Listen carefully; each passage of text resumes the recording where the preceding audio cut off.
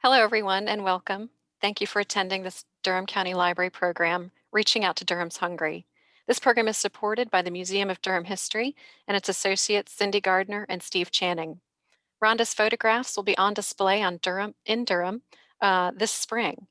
Please look for them at the Museum of Durham History sometime in April. In a moment, I will introduce each of our amazing panelists who are working across the Durham community to address the challenge of hunger. First, I want to thank each of you for taking the time to be here to speak about this issue. I understand it takes a lot of time, planning, and effort, and that COVID, along with the economic crisis, has created an urgent situation for many here in Durham. I would like for you all who are tuning in to be aware that we have a resource document that will capture all of the resources we discuss here today and will be shared with you via email following the program. I will do my best to share links in the chat. Our speakers today are Rhonda Klevansky. She's a native of South Africa, a Durham-based photographer, writer, and filmmaker with a strong interest in using video and photography as tools for advocacy. Donna Rewalt is the director of the Durham County Cooperative Extension. She also co-leads the countywide facilitation network, connecting county staff with opportunities to develop facilitation skills. Jacqueline Blackwell is the executive director of Feed My Sheep of Durham, a food pantry that offers hope, healing, and hospitality by providing groceries and a hot meal to those who suffer from food insecurity. Jacqueline is also the co-coordinator of End Hunger Durham, where she supports their mission of supporting food relief agencies and those in need of food and reliable information, collaboration, and advocacy aimed at ending hunger and malnutrition. She believes that food is a human right.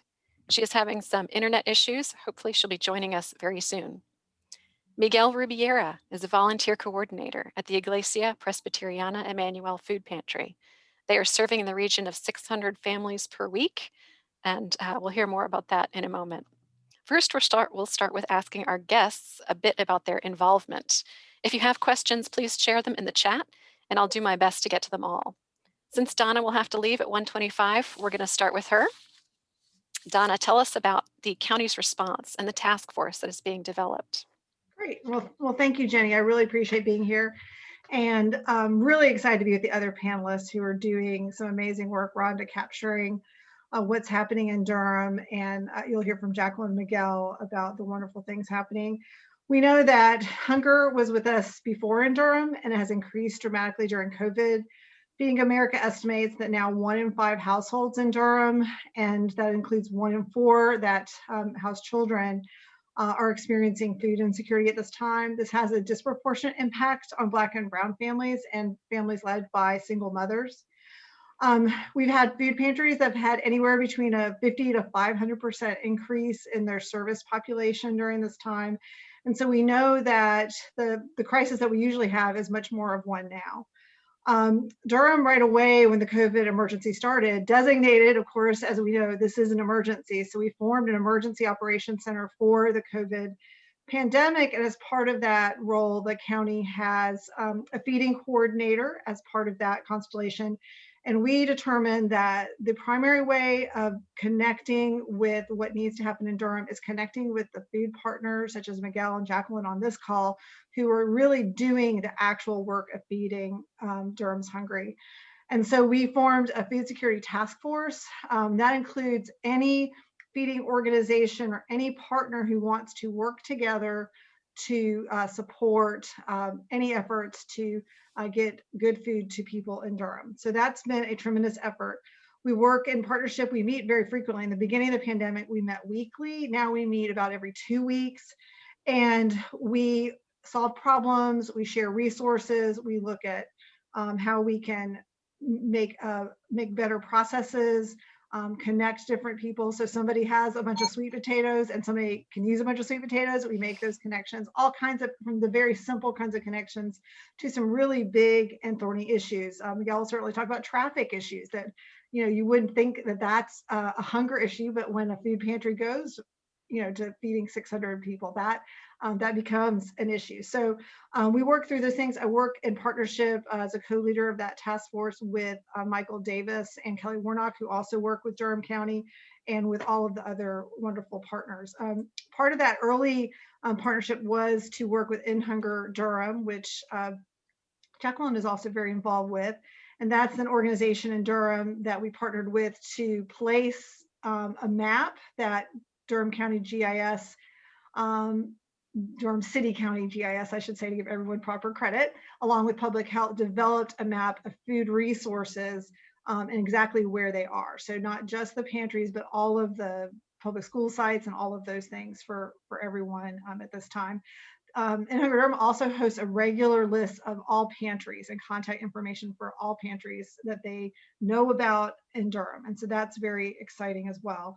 If anyone's interested in the Food Security Task Force, Jenny's also going to be sharing my information. I'd be happy to connect you with that or help you get involved. The county's also focused funds and resources. So the first strategy was kind of building partnership and bringing people together. We have focused county funds on organizations that were targeting populations that we really saw a specific need. So for example, Meals on Wheels targeting seniors. The senior hunger crisis has been exacerbated certainly with the pandemic and their vulnerability to COVID. In hunger, El Centro is another one that was focused on feeding our Latinx population. And we've invested heavily in a new project called Eat and See, which is something people can get involved in. And this is the idea of getting meals delivered to people's homes. So we focus on family meals. So families who do not have adequate food and also have transportation, or maybe they have all other COVID vulnerabilities and can't get to a location. They also transport school meals with volunteers. And we also are now feeding a group of seniors also through that work with Eat and See. That also is another project that can use volunteers. We also looked at volunteer issues because that's if you think about getting food to folks, it takes a lot of people to load 600 cars, maybe. How do you do that? How do you assemble that? How do you do that? And these folks will tell you how they do that. But what I can say is that it takes volunteers to help with that. So we did form with the Volunteer Nonprofit Leadership Center. A lot of people knew it as the Durham Volunteer Center, but it's the Triangle Nonprofit Leadership and Volunteer Center. Now, through their hands-on Triangle portal, we formed a Feeding Durham Together portal that is active now, and anyone can sign up to volunteer in a lot of different kinds of roles at a food pantry or other feeding organizations. And organizations can also work with us to post those roles. So that's really exciting. The final thing I want to mention is the county, I think, really recognizes that I think this just got everyone's attention, really shook us in a lot of ways, I think, as a community. And I think we recognize that need for an ongoing and more focused effort around food security. I was kind of pulled into this work. We have some of that involvement, cooperative extension, working with agriculture, working with food systems. But what we found is that we really need that ongoing, intentional, year-round focus. Some of our good folks at In Hunger Durham brought the idea of having a year-round food security coordinator to the city and to the county, and the county commissioners did fund a food security coordinator position, which that person will be stepping into that role this spring. So we're really excited about that longer-term investment, because we really want to move Durham longer term to not just our wonderful charitable response, but also to look more longer term at social justice and equity issues around our food system, so we can develop solutions that are potentially more lasting. So I'll stop there, but I'm really thrilled to even share a little bit about that work, but it's all based on what these good folks in the community are doing. It sounds like our community has been very busy, and it's a lot of work. It's ongoing. It's always new information and new ways to coordinate.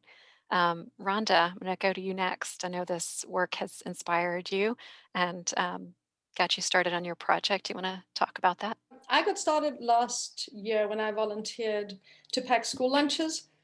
And with each box of juice and ramen noodles, I contemplated the nature of food insecurity. And after doing it for a while, I thought, instead of packing boxes, perhaps I could do something with my camera, as I'm a photographer. And then little bit by little, I started learning about the different organizations and people presenting food and started photographing them. So Jenny's going to share photographs, do a screen share for us. And I'll show you I'll show you a little what I photographed. So I started out with the restaurants because they happen to be near me. And I learned about Durham Free Lunch, went and made a photograph there. And then there's Wellies, who I haven't photographed yet, Leonardo, who's been doing a lot of work with food and giving away food. And then I learned that actually Durham Free Lunch was started by a freshman, a college freshman, Elijah King. So I found him and photographed him. And he's been very active in trying to combat hunger. And then after that, I learned about End Hunger Durham. And so I contacted them and then learned about food pantries and went to feed my sheep and got multiple photographs there. And then I went to Iglesia Manuel. And these are some of the food pantries where I photographed. And then there was the Islamic Center on Fayetteville Street. So I went off there and photographed Naveen and her crew. And there's Gladys, Miss Gladys of Grace Outreach, who are doing incredible work in East Durham. Then I found through her and through a church organization nearby, Ingrid Nunez, who is working in multiple places. She works in a lunchtime, she works in the evening to get food to people. And then I ended up through contacts up in North Roxburgh, to right at the edge of Durham County, where I met Miss McGee and photographed up there. And those are just a small number of the pantries. I photographed many of them. I can't put them all in today, and I will not be able to photograph all the pantries because there are 59, at least 60, 70. I mean, there are a lot of them. And everybody's trying to do their own thing. So then I also looked at other places where people are helping and their programs, various programs that are helping at-risk families with meals. This is Doug Hodges from Swing Pals is taking food to middle school families. There are neighborhoods that are developing food chains to distribute food. There's Porch Durham, which is working through neighborhoods, delivering food both to schools and with food drives. And then there are community gardens and farms. So I photographed out at Holy Infant Catholic Church, Bobby Gallagher, and the various people there who have produced actually thousands of pounds of food that they've given away in that very small garden, really thousands of pounds of food. And then there are the farms that are giving away food. That little farm who are arranging food distribution, giving away food as much as they can. There is St. Titus has a garden, so they're also doing food for locals. And then there are individuals. I learned that the siblings Boxcar Cheeses have given away thousands of pounds of cheese. In fact, an interesting thing is they developed a cheese specially to give away because they do a lot of specialty cheeses, which weren't very good for food banks and for giving away. So they thought about how to use excess milk. They had all their facility running, and they've developed a cheese which is called Farmer's Choice, and one can buy it, and every pound you buy, they give away some, but they've actually given away thousands of pounds of that cheese. And the bakers, they're bakers who are baking bread and giving away. 90 Bakery gives away bread and lunches every day. The baker and chef from Pizza Toro and Marla Thurman. She's the chef of Pizza Toro and Jack Tar. She takes any little bit of leftover dough and in her own time bakes bread, and she's given away a couple of 100 loaves of bread every week. And then there was just individuals like this young woman, Jolanda, who walks dogs.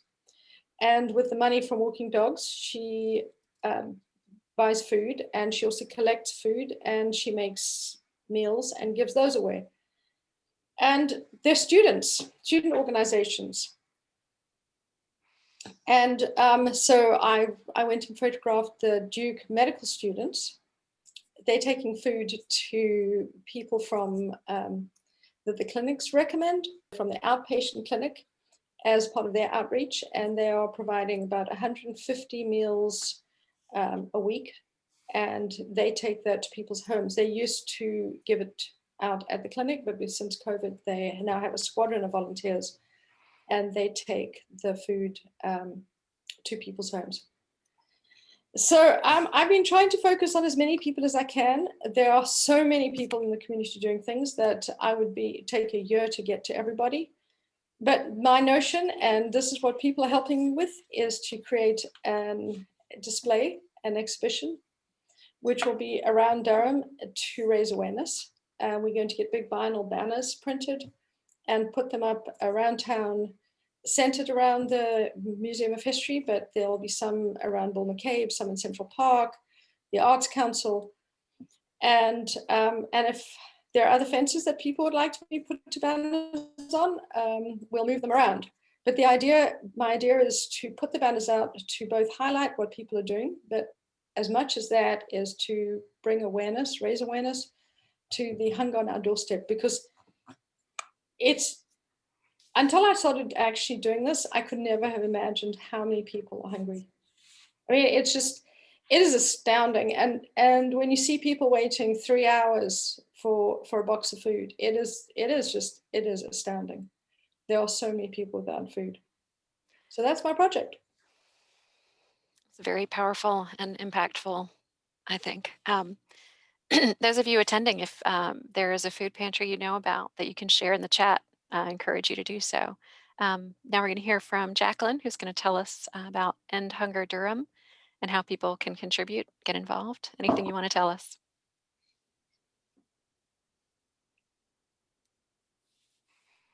Unmute yourself, Jacqueline. Okay. I do it all the time. End Hunger Durham it's an organization that started in 2015. And one of our visions that we have is to have a unified and just food system where healthy food is available to everybody.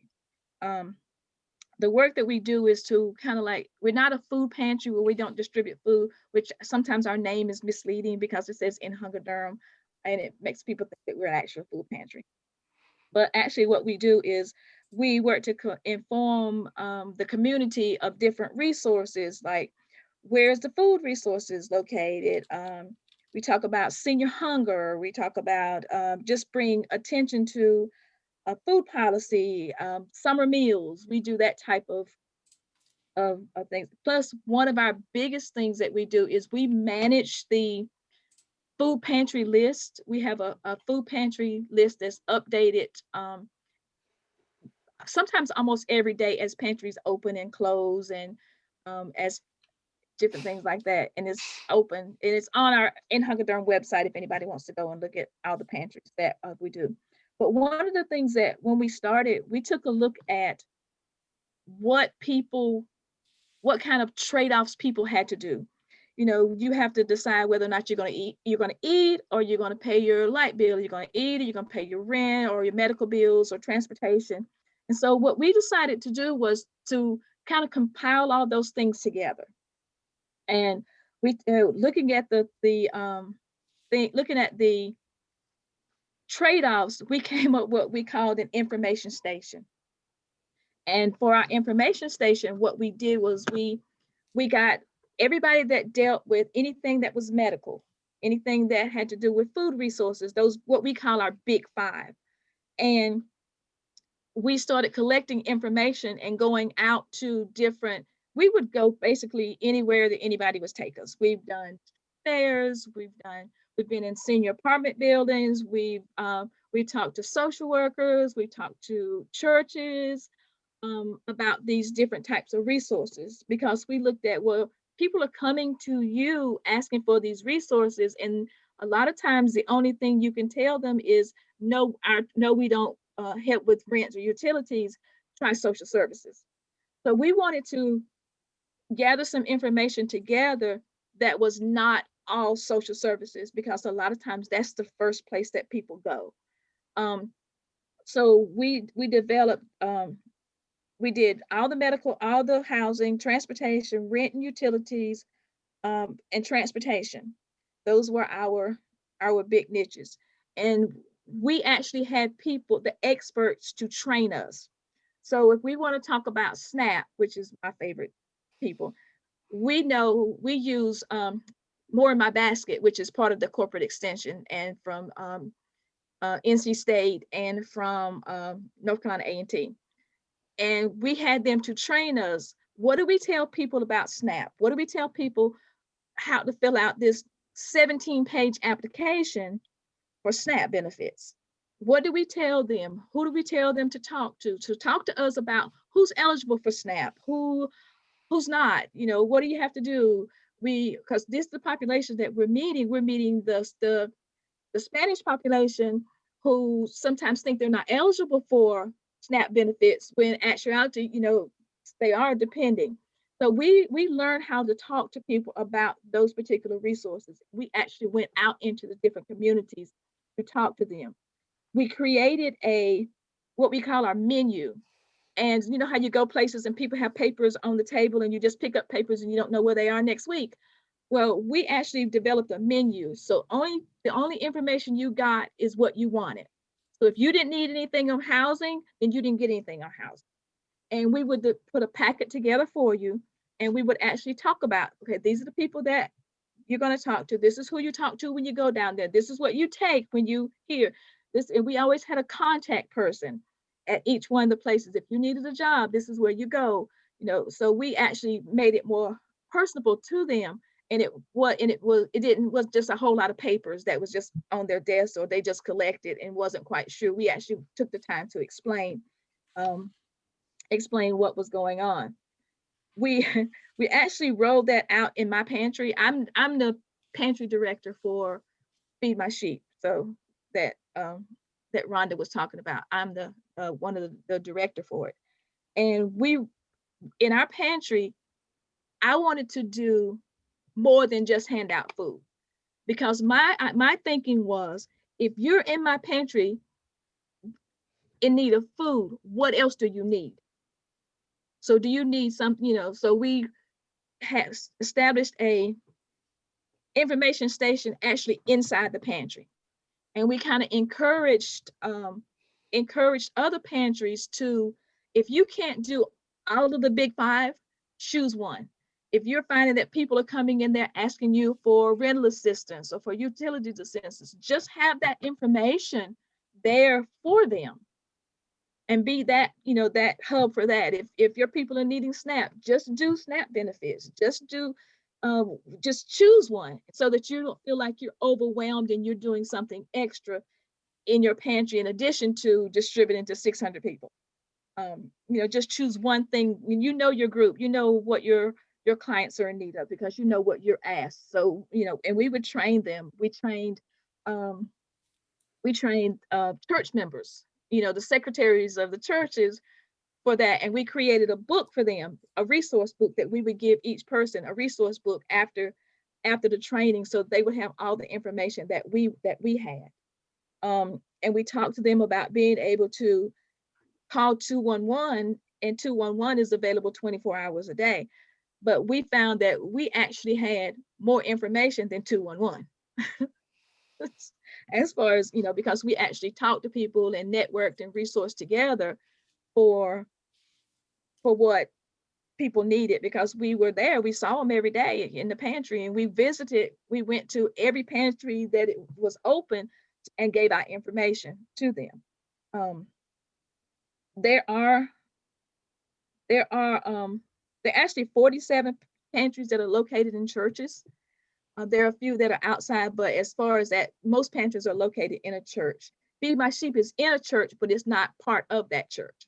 But it is, most of them are part of the churches, and they're located inside the churches. one of the things that I really wanted to leave with the group, to be able to to be able to help if you wanted to do something. Um, I have a friend. I'm a story person. I'm a school teacher by trade. I have a friend that every time we do something at church, we're serving meals or we're doing something, she says, I can't cook, but I can buy something. Just tell me what to buy. And we found that in our work, we have people that I can't do anything. I don't have time to volunteer, but I could write you a check. So, so don't, you know, write those checks for people. But what I want to say is that when you write those checks, think about those 47 pantries that are in those churches, because when they go to the food bank, when it's not COVID, we have what they call a shared maintenance fee, which everything is 19 cents a pound. And we have to pay for that somewhere. And so, write those checks to those pantries, go on the In Hunger Durham website and choose somebody, send them a check in the mail. Trust me, I like checks in the mail. And thanking them for what they're doing, because it adds up when you're trying, as your clientele increase, that adds up at 19 cents a pound if you're trying to buy canned goods for people. Volunteer, sign up through volunteers through the what is it? I never get the name right. The Triangle Volunteers, or I call it Volunteers of America. You know what I'm talking about. Yeah. Sign up through those. The people are listed on there. Go do a few hours here and there, and help them out. They love volunteers. I do. Let me just speak for me. I love volunteers. So come on, more hands make the work light. So Wonderful. volunteer for somewhere, and write those checks to somebody that's trying to pay that bill at the food banks. Definitely. Yeah, And we have some so. questions in the chat, but first we're going to hear from Miguel for a minute. You see the problems as well as the causes and possible solutions. What would you like to share about your experience with Iglesia Emmanuel? Well, how much time do you have? 5 minutes. I feel you. 7 minutes? There's so much to talk about it. Let me start by saying that I knew nothing about hunger or how many people were hungry in this community. I spent a few years as working for Habitat, so I know a lot about housing and the lack of housing for people of low income. And before that, all my life, I was in the corporate world. So I was not that much that familiar with details of that. But through my church that had a partnership with Iglesia Manuel, we found out about the pantry that Iglesia Manuel has had for the last 10 years. And they used to, on Wednesdays, they used to have a hot meal for people in the community. It was not only for their members, just people all over the community. And then they have a pantry with those families could get the food that they wanted. When the pandemic started, of course, that had to end because it was no meeting inside a room or anything. So we started, or they started putting the food outside. The thing started blowing up. Numbers were, when they were inside, it was about 60, 70, 80 families per week. We started 100, 150. So my wife and I, they asked us, we have a relationship with them, doing primarily fundraising in the past for them. So they asked us to help them a little more.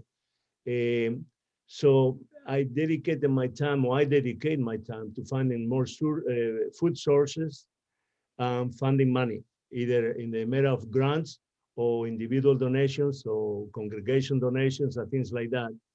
And we got to a point that we thought that the maximum number of people or families that we could serve was about 200 to 250, which was, a large increase from the 60 or 70. Well, miracles happen every Wednesday in the church because, 250 went by the wayside very quickly, then 300, 350, 400. And now the maximum number was 2 weeks ago is 598. So we rounded to 600, but what it really surprised me most is in a country as wealthy as United States. I'm an immigrant myself. I came here in search of the American dream, and God was good to me, and I was able to accomplish that dream. But how many people don't have the resources to feed their family? And just outside from the pandemic, so the country like this cannot provide a decent salary, a livable wage. And then when we have something like the pandemic, of course, those problems get accentuated and they are much larger. And there are so many people, that they start forming a line at 10 o'clock for a 2 p.m. distribution. Is something that really it bothers me a lot. That's on the negative side. Let me go now to the positive side, that I'm so proud of being a member of this community. Durham has responded so well, starting from the government, and I'm sorry that Donna is here because she's amazing. Well, maybe I couldn't say that if she was present, but she really, the work that she and her team are doing is amazing. Any help that you need, you just have to call them and they fund the resources for you. But then the community at large, we have 70 volunteers every week. Of those, probably 80% are repeats. They come week after week because that's the way they see that they can help the community. Then we have several churches that partner with us, and they don't have a pantry or anything, but they use us as their ministry, as their branch, as their arm to help to feed the hungry. And then individuals. Of all the food that we give away, probably 70% comes from the food bank, the interfaith food shuttle, farmers food share, and so forth. But there's also a lot of churches that bring truckloads every week of food. And then, unfortunately, there's about 30% that we had to purchase ourselves. It's a complement to what we receive, so that we know that we have a very complete package of food that is healthy and that is of good quality for the families that come. So this has been amazing. I invite anybody that wants to see this thing going on, and I know Jacqueline knows very well about this, but that in just 2 hours you can feed 600 families, is really impressive. And when you go, and I try to just to be there and talk to those families, some of them, and I can tell you so many good stories, but the overwhelming majority of them, they are so thankful that they have that venue to feed their families. And about once a month, inside the packages and the boxes, we put a sheet of paper with the names of other pantries in town, because we estimated that we give enough food to last a family of 4 for 4 days. Well, the other 3 days, they had to go someplace else and get it. So giving them the names of other pantries, we hope that at least they won't go hungry. And I think that's my preacher's speech. They call me the preacher now, so it's funny, but really, personally, has been very, very rewarding. I have been retired now for 10 years. I'm working out harder than I have ever been before, but I'm enjoying it more than I ever enjoy any other jobs. That's wonderful. Thank you for sharing that. As you can see from the chat, folks are very interested. The big question, where do I give my money? Specifically, we want to donate some of our stimulus check to a group helping people in Durham with food resources. It sounds like there are a lot of them. How would I know where is the best place to make this donation? Before you answer, I would say both the food bank and the pantries, but I think, as Jacqueline alluded to, the food bank has its mission, and maybe you can tell it better, Jacqueline. What's your 2 cents on that, or 20 cents? Yeah, the food bank does have their mission, and we're very thankful for the food bank, because if it wasn't, we wouldn't have. But like Miguel was saying, we have to buy stuff that supplements what the food bank, what they give us. Like for instance, we in our pantry, we get a lot of beans. but we don't have a high population of people that eat beans. You know, that would be like for Miguel's thing. So we have to supplement what's going on with the beans, or say, for instance, if we do, then we don't have all the things to make a healthy meal. And so what we strive to do is, with the stuff that we get, we try to put healthy meals together. So it's just not like we're given a bag or a box of food. We actually take the time to look at, okay, can I make a meal out of this? What can I put together? But sometimes you're missing some stuff. Like we very seldom get breakfast items. So most of the things that we have are like lunch and dinner. So we can go and buy breakfast items. We might be able to get it from the food bank because they may have gotten it, you know, a shipment of it in and been able to get a good price on it. But if the food bank doesn't have that for us to purchase at that 19 cents a pound or however much a case it cost us to buy it, then we're going to Sam's and Costco's and places like that and buying it out of pocket. We're not funded by, we write grants and get personal donations as well, but we're not funded by anyone. So it's just basically out of pocket. So. Hey, Jacqueline, I get your beans and I give you my kale and collards and grits. I got it. Yep. That's what we eat in East Durham. Sounds like you have a good system, and that's how it works. Yeah, and you're we are allowed to trade between pantries. okay. That's a thoughtful way to, you know, what do you need and providing that need. And go ahead, Rhonda. I'd like to jump in because I was just recently listening to somebody at a food insecurity and equity symposium where Jacqueline gave an amazing presentation as well. And that was the connection between food and culture. And I think that that's something that I hadn't realized as much. And I think it's really important for everybody to consider that, as Miguel and Jacqueline were pointing out, that, you know, people eat different things, and the things that they eat are really part of who they are. So you can't just throw any old thing at any old person and think that, here, have some food. You know, you can eat this. It's just, there's a lot of inequity in that.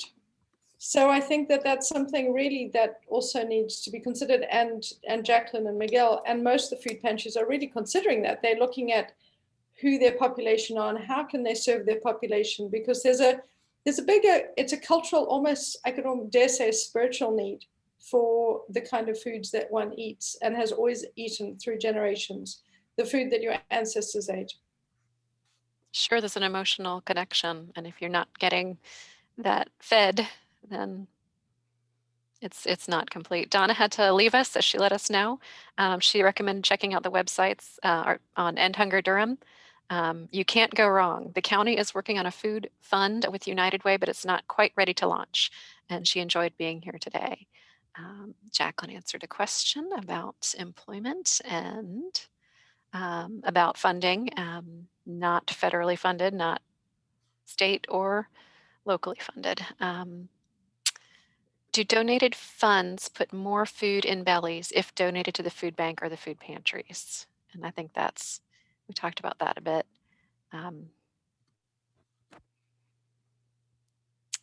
When you all refer to the food bank, what is the interface? Is this the North Carolina Central, Eastern and Central Food Bank? How does it work? You know, really, we are very appreciative. They do a great job in buying food, getting food donated and distributing to all the pantries. But there are so many pantries in town now and in the region, because they go to several areas, that it's very difficult for them to decide where is the food most needed. Like, you know, if a pantry is feeding 50 people, another one is feeding 500, do they get the equal amount of food? And, you know, the food bank, obviously, the answer is not. But the food bank, I don't think that they have enough data to base the distribution that they do. Like for us, we have the same amount targeted to us for the last 6 months. Well, you know, we have even doubled the number of people in 6 months. So that's why now we need to purchase more items, more foods in the open market. And that's the difficult thing, because, you know, I'm trying to look food distributors and trying to find the food as cheap as possible. because we cannot go to Costco or to Walmart all the time. Food is cheaper than if you go to Whole Foods, but it's still the high prices. So it's very difficult to say where the which one, how is your money best utilized. But I would say, giving to the food bank is a good start. Yeah. And if you want to deal directly with one of the pantries, you can get the name of the key pantries in Durham and go and visit them. You don't have to get personal clothes or anything. You just have to go and visit those pantries and see which ones are, doing more, or the ones that need probably more help. Yeah. And not only is the Food Bank of Central and Eastern North Carolina, but they also have the NFA Food Shuttle. Some of the pantries receive food from them as well. Are you able to accept donations of fresh fruits and vegetables? We partner with, we are part of Holy Infant Garden. That's our community garden produce donation person. But we do take them. It just depends on when with us, because we only distribute every second and fourth Saturday. And so if you're harvesting like during the week or on an off week, then we really don't have the storage space. It just depends upon storage. In our case, we do accept as much as you have, because we never get enough to give enough vegetables to all the families or enough fruit. So, but the key is that you have to bring it to us either Tuesday or Wednesday morning, so that we can put in the boxes and everything. So yeah, the more fresh fruits and vegetables that we can give the families is the much better. Right, they love it. We're trying to give them vegetables, but we do canned vegetables, and that's not the same, as getting a good, fresh thing of kales or sweet chard or anything. One of the things that we did was we did a survey, and we asked them, what was it that you wanted to learn? What was it that we could do more for you besides give you food? And one of the things was that they wanted more fresh fruits and vegetables. So what we did in our pantry was we taught them how to do it. We created backyard gardens, and we taught them how to plant, we gave them soil, taught them how to plant, put their boxes together. And then every year, as the farmers plant their crops and whatever plants they have left over, we donate that to the pantry, to the clients that come through the pantry, so they can grow their own food. Yeah. Nice. And Plant a Row is part of, I think Kate put something about Plant a Row in there. They are farms and gardens and things like that partner with pantries. That's great. There was a question for Rhonda about the folks who were photographed. How do they feel about having their images on big banners around Durham? Yes, so to answer that, I'm not photographing volunteers as such. I decided to focus on the people who are the coordinators and organizing the pantries, because there are so many, there are hundreds of volunteers. So how do I choose between one or the other? And everybody I photographed, I've been very clear about what we're doing and the point of it, the fact that their photographs are going to be on a banner, and everybody's been very happy about that. So I've shown everybody their photographs afterwards, at the same time as doing the portrait, because they essentially are portraits. Where pantries need or want some photographs for their own work, I've been, when I can, photographing the work that they're doing, and I'll give the pictures to them, and all the pictures that I take go back to the person I photographed and to the pantry, so they can use them however they want. So I'm trying to give a little photography community service at the same time. Of course, I can't do, everything and everybody, but I'm doing the best I can in that respect and returning photographs so that people can use them on their own social media for their own fundraising. And I'm very clear about what we're going to be using these photographs for. And there's another element to it, which has just recently come in, is that I think that the photographs are all going to go to the Durham Library's archive and the North Carolina archives. So now I'm approaching people to let them know that that's going to happen, if they're okay with that, for them to be archived for posterity, or as long as the archive exists, which hopefully will be longer than I'm around. So so that's my way of approaching it. Looks like we got to most of our questions. How to donate, how to support, how to volunteer. I'm going to share that with everyone. Any more questions, please pop them in the chat. And any other topics that you all, our panelists, think we might have missed, just let me know. I'm Rhonda? just not sure. I'm going to jump in because I just don't know if any of us have spoken. We talk about the numbers of people, but I can't emphasize enough what those numbers are. So now we talk about Miguel is serving, they're serving at Iglesia Manuel 600 families a week. Jacqueline's Feed My Sheep is serving, is it 300 families a week? I could get it wrong. We have right now in our pantry and our outreach, we're right at 1,000. Okay, 1,000. Mm-hmm. So, and I just recently photographed today over at Lakewood at the Catholic food pantry, Durham Food Pantry, Mm-hmm. and they served over 5,000 people last month. Mm-hmm. And so each pantry that you go to is serving vast numbers of people. The smaller pantries are up, like the ones up in, there's the various Baptist mission pantries, North Durham, who also serving a lot of people, and they are fairly poor pantries for what I can see. They're just gathering what they can from their community and distributing it, or gathering money from their community, buying what they can, distributing it. And they're serving really wide populations, and this is only in Durham County. So I just can't emphasize enough that this has been so shocking to me by going to the pantries. I thought that this was this is going to be interesting. Let's see what people are doing about food.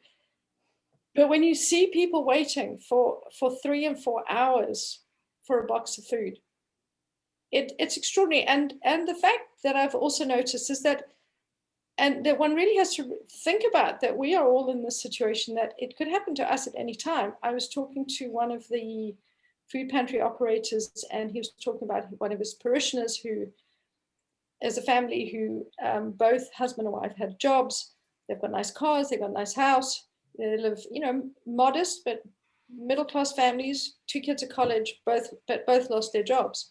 Now what? They've run through all their savings, and now what do? So the fact that somebody might turn up at a food pantry in a nice car doesn't mean that they're not suffering, they don't have any food on their table. Mm-hmm. And that they may be trying to figure out, am I going to pay the mortgage? Am I going to lose my house? If I lose my car, I'll never be able to get a job. I live out in some, area that's not central, so I can't take the bus. What do I do about my kids? How do I keep paying for them to eat? Oh, and then there are the medicines. I needed to buy some medicines, and my health insurance I have to pay for. So it's really big. That was one of the reasons that we started the information station, for that very reason, was to make sure that if that ever happened, you would know where to go, you would have a resource to go to, and you wouldn't be so overwhelmed with trying to figure it out. And then everywhere you go, you're getting turned down, or they're looking at the last 3 months of your paycheck, but right now you don't have anything. And they're judging you on that. So we looked at being able to provide those resources for people that needed it.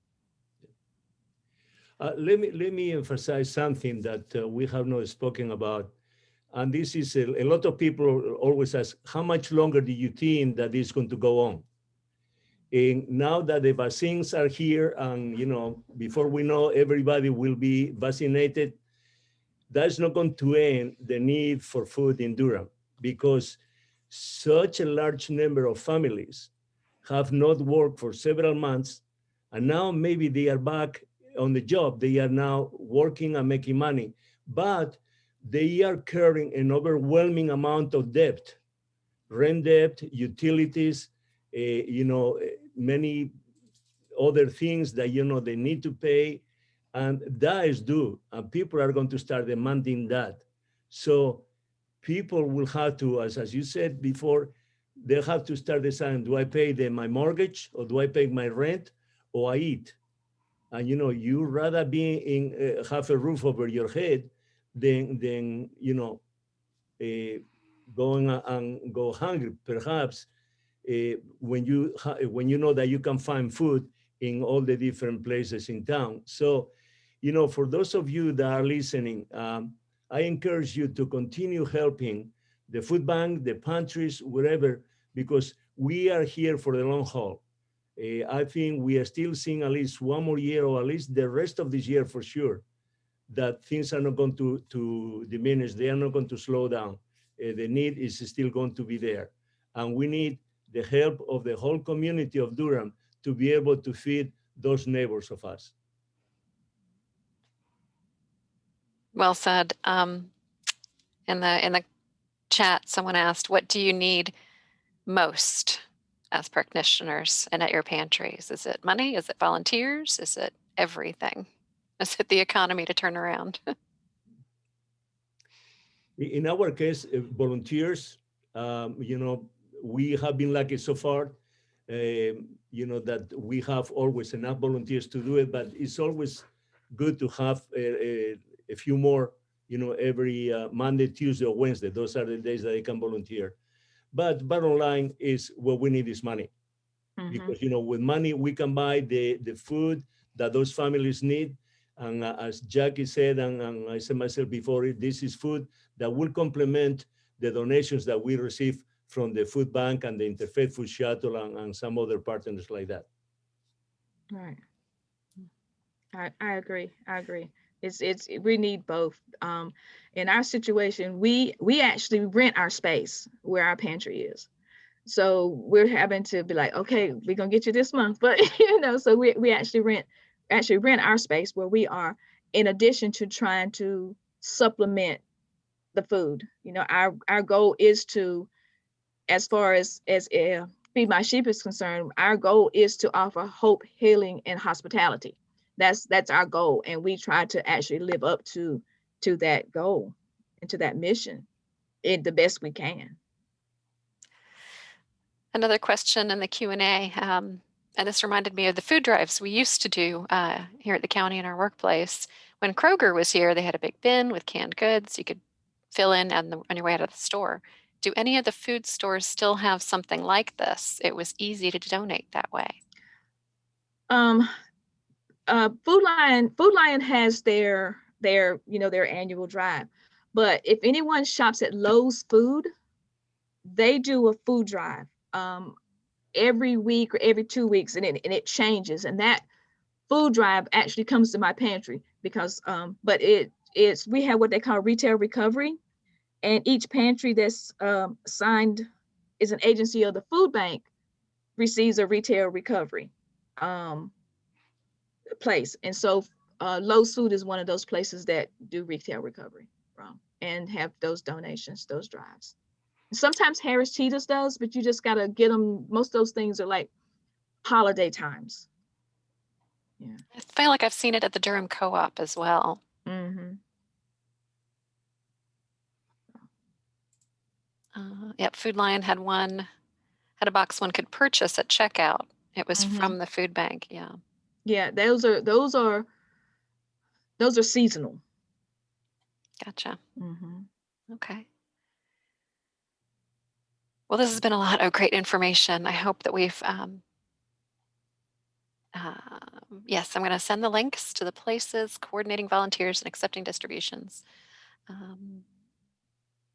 Will we be hearing more about the United Way Spring campaign? That's a question for Donna.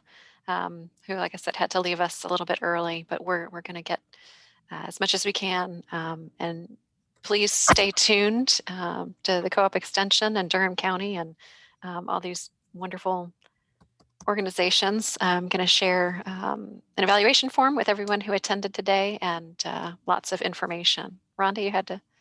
I was going to just say that we're hoping that there'll be links on the banners with QR codes and links to End Hunger Durham and hopefully to the campaign that the county is running. So that should also help, that if somebody just goes to see the exhibition, you should be able to get a link through so that the photographs are supporting the food pantries. That's a general idea. And on a side, we are fundraising for the banners. We don't need a lot of money, but if anybody wants or knows anybody who wants to contribute towards funding the banners, which will hopefully fund the pantries, let us know. Thanks. And thank you, Miguel, for putting your email in the chat. Rhonda, I seem to have misspelled your name. If you want to put your email in the chat so I don't get it wrong, I would appreciate that. Thanks for coming, Betsy. And yeah, this has been, I'm sorry I missed that seminar where Jacqueline led the charge, but I feel like this is good progress and it's been a good informative session. And thank you all so much for attending and the panelists for taking the time. We want to support you however we can. Any final words before we sign off today? Well, thanks, Jenny, for running this. Oh, sure. My pleasure. I look forward to seeing the images around town. And thank you all for your work too. Getting lots of those in the chat, as you can see. Thank you for inviting us, Jenny. You're Thank very you. welcome. Thank you. Happy to have you. Come back anytime. Hopefully we'll see you at the library one day. Yes, I can't wait. They don't have our seeds. That's what we give our garden. You know, they I have had the little seeds. seed, but I have seeds. I'm the seed library person. We'll talk offline. We'll I've talk got some offline. extras. Yes, do that. Lots of okra. Do you need okra? Boy, do we have a lot of okra. Yeah. Cool, cool. All right. Okay. Thanks. Thank you.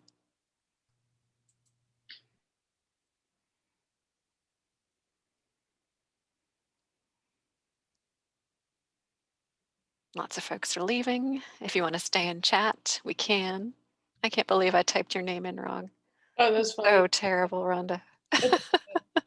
So, thanks so much. That was really good. Yeah. And thank you so much for coming. Oh yeah, and rescheduling because of the storm. I can't believe we had to do that. Yes, it's my sister's birthday. I was like, I'm gonna work. You go to work. I'll see you later. Oh, But she's okay. happy with it. birthday, Jackie's sister.